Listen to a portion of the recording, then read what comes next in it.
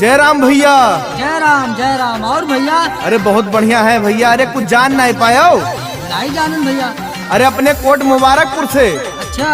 नारायण भैया चुनाव लड़त हैं। अरे कोटेदार भैया। हाँ, तो अब की उन्हें जितावे है और अपने ग्राम पंचायत के विकास करावे है। नहीं ठीक है भैया, बहुत बढ़िया। तो चलो नारायण भैया से मिली आई। चलो ठीक। चलो। कोट मुबारकपुर की जनता जिंदाबाद जिंदाबाद जिंदाबाद। आपका नेता कैसा हो? नारायण भैया जैसा हो।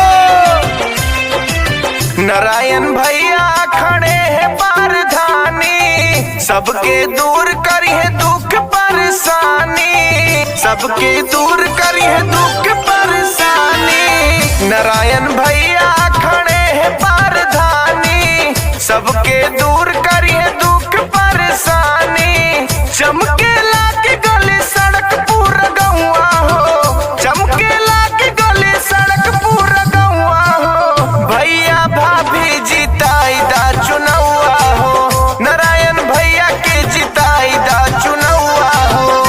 मौका मिला इस वर्ष से सहयोग आपका चाहिए, विकास का गंगा बहा देंगे, बस आशीर्वाद चाहिए। कोट मुबारकपुर की जनता जिंदाबाद जिंदाबाद जिंदाबाद। आपका नेता कैसा हो? नारायण भैया जैसा हो। कोट मुबारकपुर में होई विकास हो, नारायण भैया है सबके ये खास हो, नारायण भैया है सबके ये खास हो।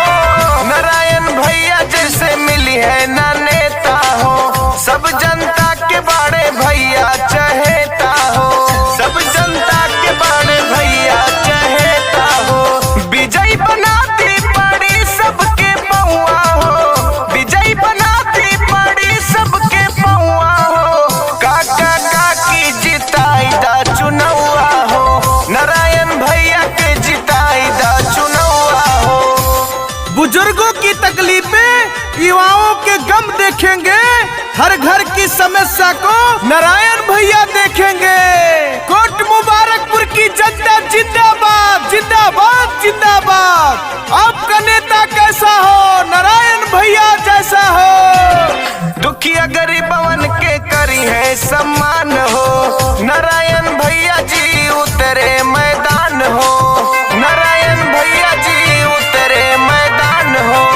सोचल सपना होई सबके पूरा हो, राही कौनो न काम अधूरा हो, राही कौनो न काम अधूरा हो। ग्राम पंचायत में रही ऊपर न हुआ हो, ग्राम पंचायत में रही ऊपर न हुआ हो। चाचा चाची जिताई दा चुनौआ हो, नारायण भैया के जिताई दा चुनौआ हो। बहुत देख ली जमीन, अब आकाश देखेगा, जमाना इस पंचायत का अब विकास देखेगा।